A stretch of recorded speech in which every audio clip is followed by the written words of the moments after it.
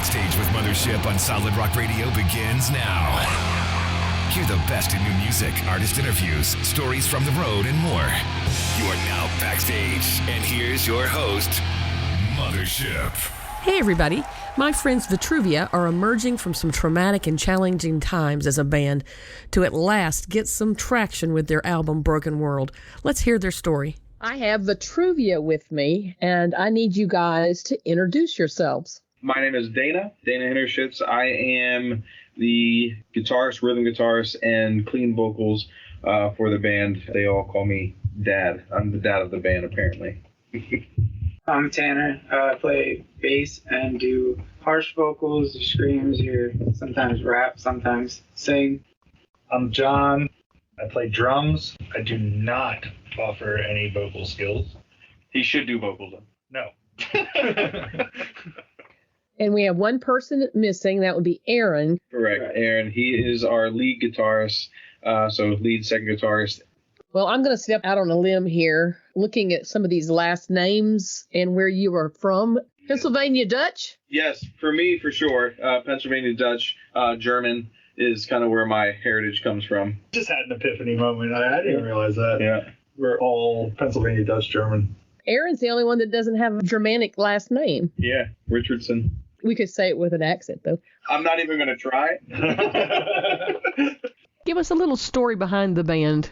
Technically, the band started back in 2009, and I'm Dana, the only original member in the band anymore. Everybody else is new or fairly new. But it started back in 2009, and at that point, our original drummer got in a really bad car accident as we were starting. And he ended up breaking his kick drum leg. Instead of being like, well, bye, we waited until he was good, which took about a year. So then 2010, we started, trying to record, put some music out. We didn't really do any shows. And then we decided we're going to try to get a fourth member to do second guitar. Went through a couple members. 2013, we finally started getting out, playing shows, trying to really take it serious. And then 2014, one of our other members got into a really bad accident and passed away in a motorcycle accident. And that was hard. We, not just bandmates, but we see each other as brothers in this band. We always have, even in past members, and I still talk to our past members. And at that point, it was really hard for everybody to even want to continue. It was like, we don't want to do this anymore.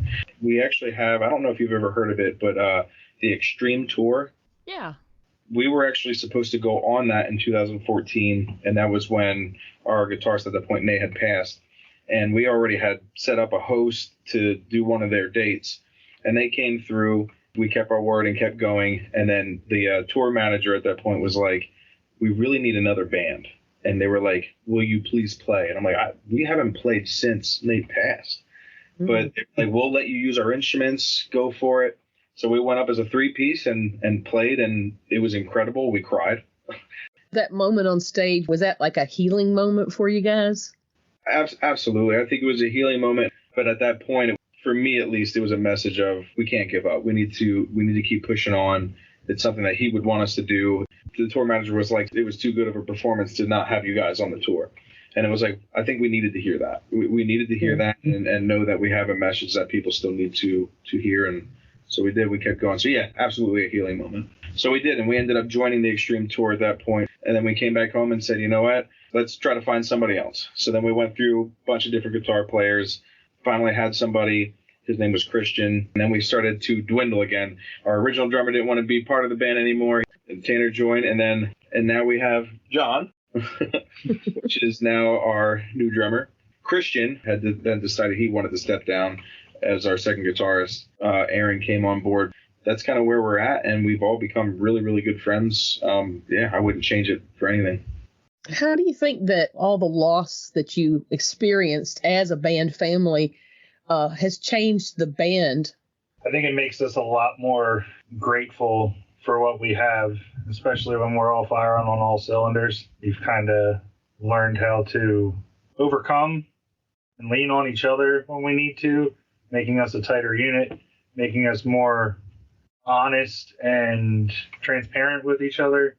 There's been a lot of good that has come from a lot of not so good situations, I think so.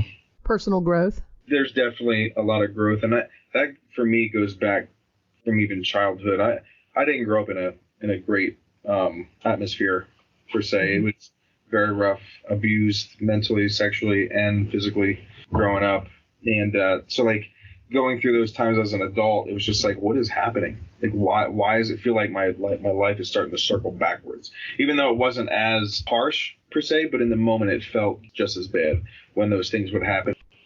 Anyone else? I've been playing music my whole life, pretty much. My mom was in a gospel band when I was growing up, so like grew up playing music in church. She was like the worship leader. In 2010, when I graduated high school, she passed away from cancer that she had fought pretty much through high school. So that really fueled passion for music and never giving up. I was in a band before this that I started a little bit before she passed in high school. When that broke up, started another band. So then I was kind of just trying to make it in music and forget the whole how it happened. But I remember talking to Dana on the phone for a while, got connected somehow. Yeah, he saw a post of yours that was like, hey, I'm trying to either build resting back up, or at this point I just want to join something so I can continue the music journey. Yeah. And we were like, jump on him because we know who he is. Yeah. Joined in like 2019, finished our newest EP, Broken World, and then right when we released it, COVID happened. So of my story, we'll just stop there, and then John will fill in after that. Well, I'll go back a little bit into my past also. Right in my senior year, about 6 months before I graduated, I got in a really bad car accident, and I played drums since I was 5, ice hockey, was in scouts and everything. I was always super busy, and God definitely taught me a lesson that I needed to slow down a little bit, because I didn't always drive the nicest as I was in my angsty teenage years. There was a lot going on in my family life at that time. Grew up going to church with my sister, my mom and dad every Sunday. And as we got into the teenage years, my mom and dad's relationship started to diminish quite significantly. Got lost in the whole divorced parents situation, kind of lost our way a little bit. Leg was all messed up, had a collapsed lung, concussion. Actually got released from the hospital on Christmas Eve. Spent the next couple months in a chair thinking about life, and weren't sure if we were going to have to amputate my foot or not. By the grace of God, I was able to keep it. Wasn't sure if I was going to be able to walk again with it. I was able to, slowly building my body back up to where it had been.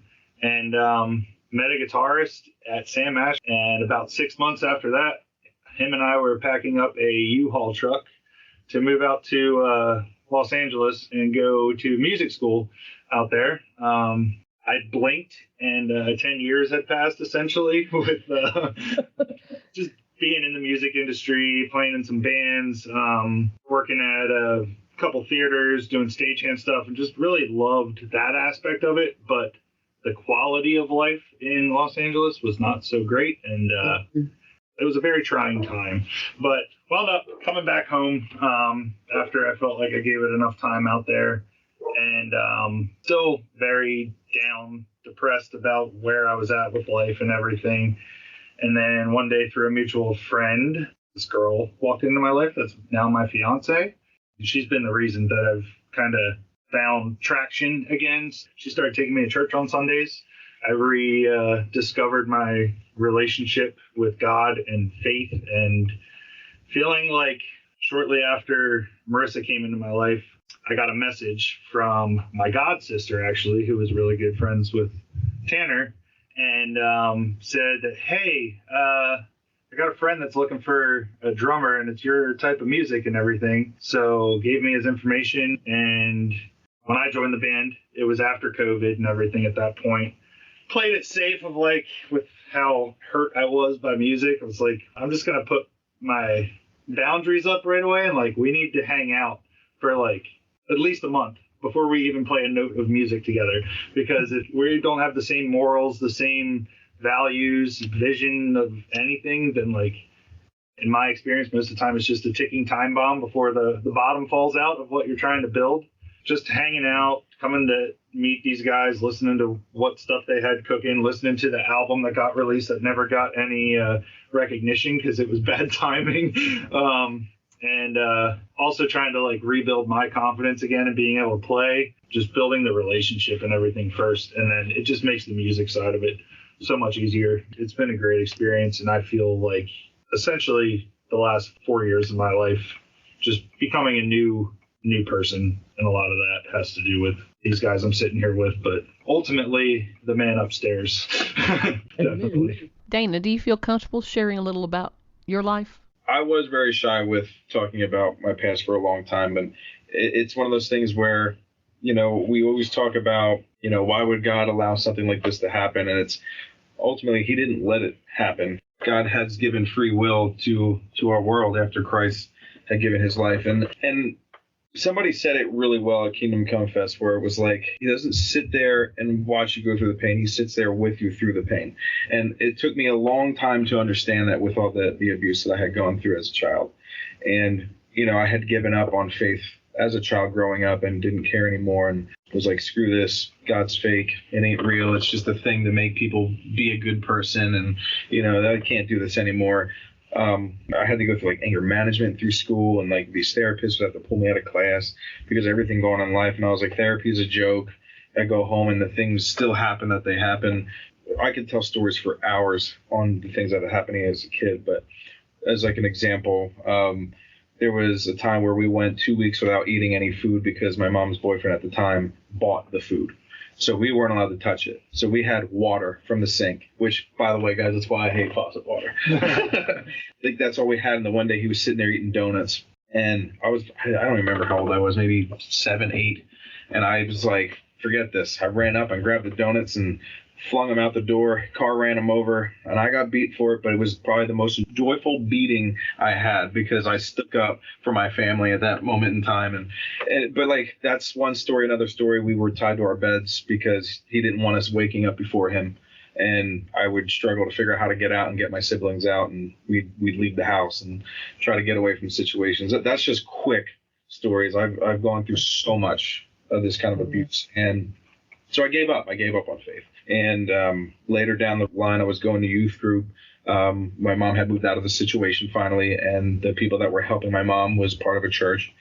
And we started going to that church as a thank you. I didn't really care to go at that point, but then I started going to the youth group. There was maybe like 12 of us in the youth group. And we kept going. And again, throughout time, my pastor was like, you know what, Dana, you're going to be a leader. And I was like, what the heck are you talking about? Like, in my mind, I'm like, I'm still going to be a leader. I'm a horrible kid. I'm always in trouble. I'm always doing something negative. And like, I didn't even go to the youth group because I cared. I was going because there was pretty girls at the youth group. That was my reason, And eventually it got to a point where he kept saying this over and over. And I was like, I don't understand what you're saying. And he was like, well, listen, Dana. He's like, we went from 12 kids to about 60 kids in this youth group. And I said, okay. He's like, they're all your friends. And I started looking around. I'm like, oh, yeah, I guess you're right. They are my friends. Like I was the one inviting all these people to come to youth group. And now these guys that are coming, and because of me inviting them, they're all following Christ now. They're all listening to the message where I'm still not, because I just don't want to believe at this point. So he's like, I think you just need to pray about it. So I did. I said, all right, fine. Probably like 3 weeks. I started praying. I said, what does this mean that I'm going to be a leader? I need you to show me. And I need you to show me in my way if this is real. I was like, I want someone to come up to me and tell me that has no idea who I am, that I'm going to be a leader. And that's how I want it. And I kept praying it. Nothing happened. So I gave up again. And then we went on this big trip with our youth group. It was called Word of Life Camp in New York. This youth leader in our cabin had asked me to go for a walk with him the one day. And I was like, all right, cool. So we go walking, and keeping my distance because I'm nervous. Eventually, like, the conversation was getting well to the point where I felt comfortable. And then I finally just asked him, I was like, so what are we doing? Why are we going for this walk? He's like, Dana, I don't know what it is, but I feel like something's telling me that I need to tell you you're going to be a leader. And I broke down. I was like, oh my gosh, there's no way this is happening right now. And at that point is when I finally said, all right, maybe this is real. I need to start pedaling backwards. I need to start doing things good again. I need to start believing, and I did. So I started pushing myself, but then I kept thinking to myself, well, what the heck am I going to be a leader at? I have no idea what I'm going to be a leader at. But then as life was going on, every job I had, I got put into a management role or supervisor, and I kept stepping up. Like, it just constantly happens. I never took on the dad role of the band, but everybody says, who's the leader? And they just point, him, dad. And it's just like, Hands down. at that point, it was like, okay, God, I guess it's whatever you put in front of me is what I'm going to lead. And the only thing I felt like I was good at was music. And at that point, I was like, well, maybe this is what it is. This is the calling that you want me to do. So at that point, I decided I'm going to start a Christian band, which was Vitruvia. And I just kept rolling with it. And it's all about our real life experiences and our stories on what's happening and our maybe our relationship with Christ or God and how that all happens. Or we may blame God for something, but really it's not him. It's us, and we're just not following and so forth, and just kind of ran with it. And that's where I am with my faith. You guys are all kind of a variety of age groups. What kind of influences did you have in the way of music? Yeah, for me, like the Newsboys. Like I remember going to Creation and sitting in the field and like Newsboys, you know that. Then I feel like that turned into like Switchfoot, and then it graduated to like Demon Hunter, and then kind of went into like my favorite band right now is the Ghost Inside. Just like a band that's very much, even before the big accident they had, they would always like talk about overcoming things and like not letting the world beat you down and like being stronger than all that stuff. And they went through a big accident where most of them were pretty banged up in the hospital for a while. Drummer lost his leg, but they just never gave up. They took a couple of years off to recover and then came out with an album that like they didn't change how they felt about the world. It wasn't like a poor me. It was like a just keep fighting kind of thing, which like really hit home for me, and like all the stuff that I've gone through to just no matter what, just keep doing music, keep doing what you believe in. So yeah, Goes Inside and Nothing More is another big one for me. For me, music styles, I didn't start in the Christian realm. I was more in the secular world because, like I said, with my childhood, I didn't want to care to follow anything. But it really started back with my father. My father's a musician, and him and his brother, so my uncles, were all in a band, and that was like my first inspiration of like, man, I want to do what they're doing. My first actual instruments was drums, and I started learning drums. I think it was around 4 years old. Nowhere as good as our drummer, but I started at 4, and I want to say by the time I was about 7 or 8, my sister at that point had come along and destroyed my drums, and I was so sad. But then I got a keyboard, so then I started playing keyboard, and I played that all the way up into middle school, and then middle school I started finally playing guitar. But leading into that, all those years, my inspirations more came from oldies, just from watching my dad and the bands that he was interested in, which was like Beatles, Beach Boys, Buddy Holly, even that far back, just really liking that style a lot. And today I still really like that style, and I incorporate that style even into our heavy music. I'm huge on harmonies, and I love harmonies. I will sit here and figure out weird harmonies to the point I probably can't even sing them live, but I can at least do them on recording. I just love them, and we'll add that into our heavier sound, or with Tanner just being really big into heavy, like stuff that I probably wouldn't even listen to heavy. But like kind of combining that together, just making what our sound really is. Tanner and I are the main writers for the band when it comes to rhythm, melody. But so like we're pretty much the baseline of what it is. And honestly, John is really what I think ties it together with his style of drumming. But our new stuff is going to be like all over the place. We're going to have super heavy all the way down to pop punk. And John's able to take that and really twist it around to what's like, wow, it really doesn't sound like that different. Yeah. So it's really cool. John, influences, favorite drummer? I, like Dana, grew up in the secular music household too. I was raised on 80s hard rock. My mom was the world's biggest Kiss fan, probably. Aerosmith, Bon Jovi.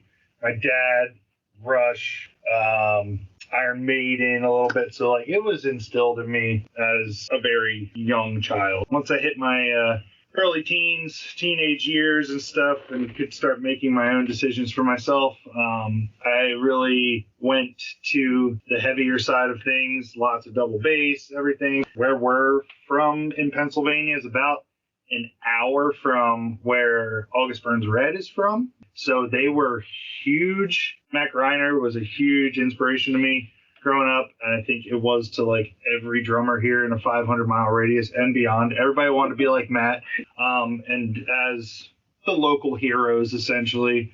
And it also grew into bands like As I Lay Dying.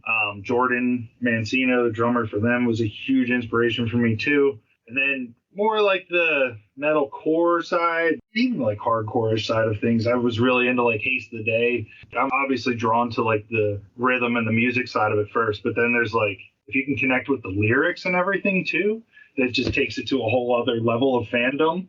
And that's what happened with every one of those bands, and just really helped shape my young mind. Moved out to California. I found out about like Oh Sleeper and some of those bands from out west and everything that really were inspirational too. Still, again, not purposely looking for Christian rock or metal acts and stuff, but just being drawn to the message that they were also portraying and stuff. A lot of times, like Tanner had said, perseverance is a big thing for me too, of always giving you hope that you're going to come out the other side of things. So when those type of lyrical messages and everything really speak to me.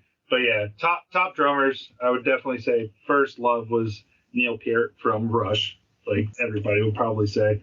And then the other guys that I listed really shaped me into the style of what I want to do, and then trying to make things my own. But yeah. Tell us about the EP and maybe highlight some of your music.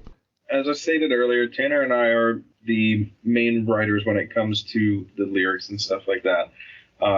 Our newest EP, Broken World, which we always say is the one that didn't get the glory that it deserved with COVID and didn't get the push that we were hoping for it and whatnot. You'll see the picture when you look at it. It's massive hands holding a broken world or a crumbling world.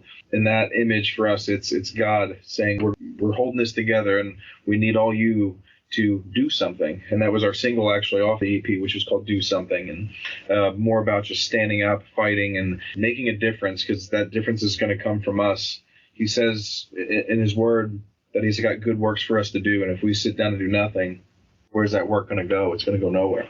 And that's kind of really what that song starts off with, and we kind of lead on, and I'll let Tanner kind of jump in some of this stuff too, but we lead from that, and then we kind of lead on into, like I was stating earlier, to our personal relationship with God, or maybe the struggles of somebody that is in our lives. Tanner and I each have a friend or family member that is like very similar to each other, and we wrote a song on the EP called Before I Wake, and it was kind of based around those two friends and just like trying to keep this person alive, and just they're struggling and wanting to commit suicide, and we're putting everything, our blood, sweat, and tears into trying to make sure that they're going to stay in this life, to just keep getting stabbed in the back. And it's just about just not giving up, and that perseverance of just love somebody, be there for them. You don't know who needs help, and that's a big message on that song specifically. But I'll let Tanner jump in a little bit here. Yeah, for sure. Like Before I Wake, it's those quiet ones that where you don't know what they're thinking, what's going on. It's just like a simple like reaching out is all they need to like know someone cares, know someone with them. We write stuff about specific things in our lives, so we try and like broaden it out just a tad where it still means like something to us. It's like opening a fortune cookie. Yeah. Yeah. EP's about things in this world that are broken, but like the other real heavy song is a song called It's Not Over Now.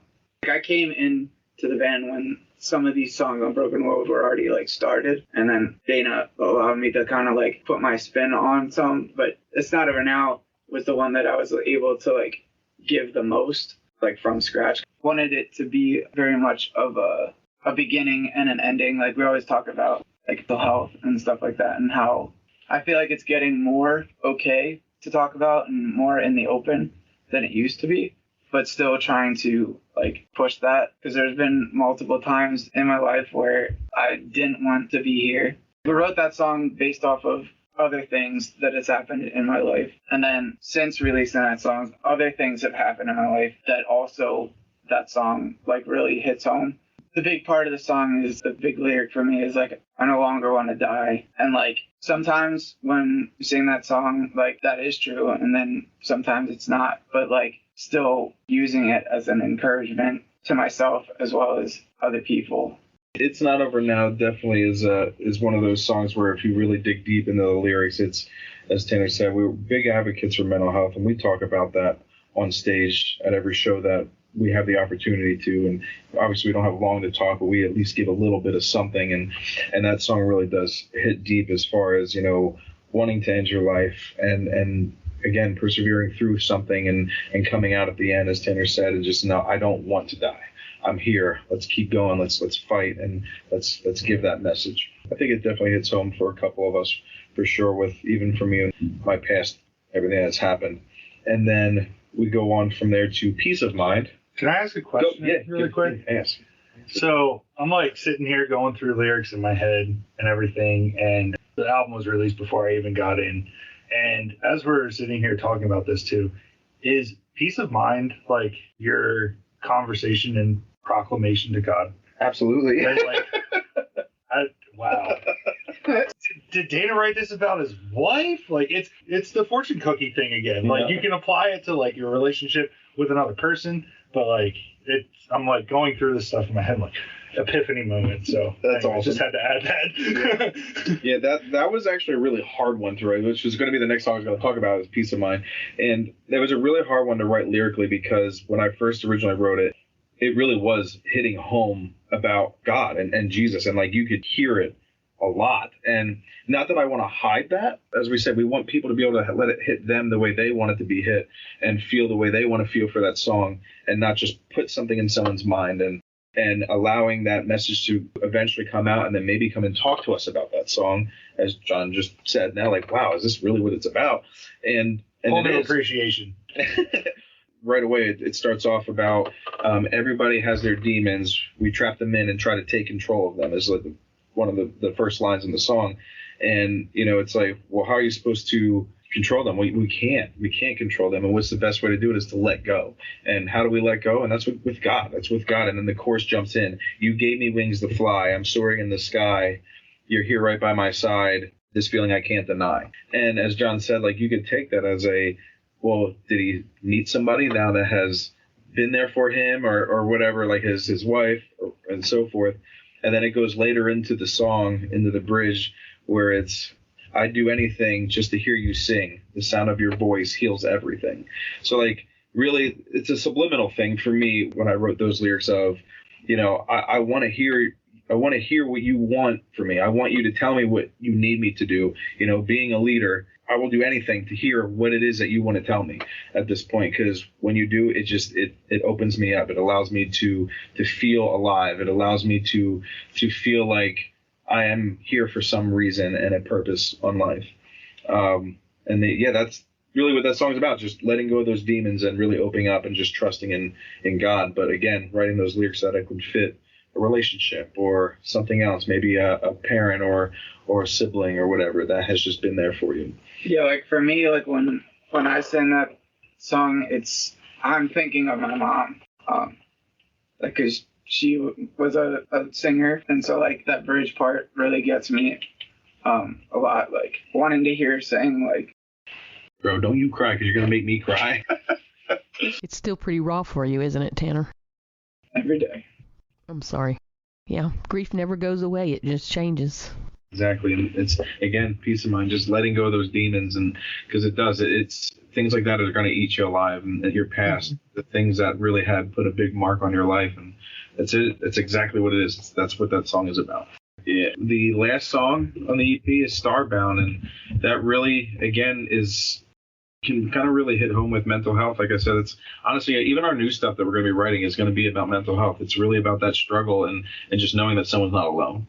And Starbound is really just about, again, just letting go and knowing that it's okay, and that I'm going to be waiting. I'm waiting for whatever it is that you need from me, because I know that time's going to come, and that when that time comes, it's going to be strong. It's going to hit. It's going to be powerful.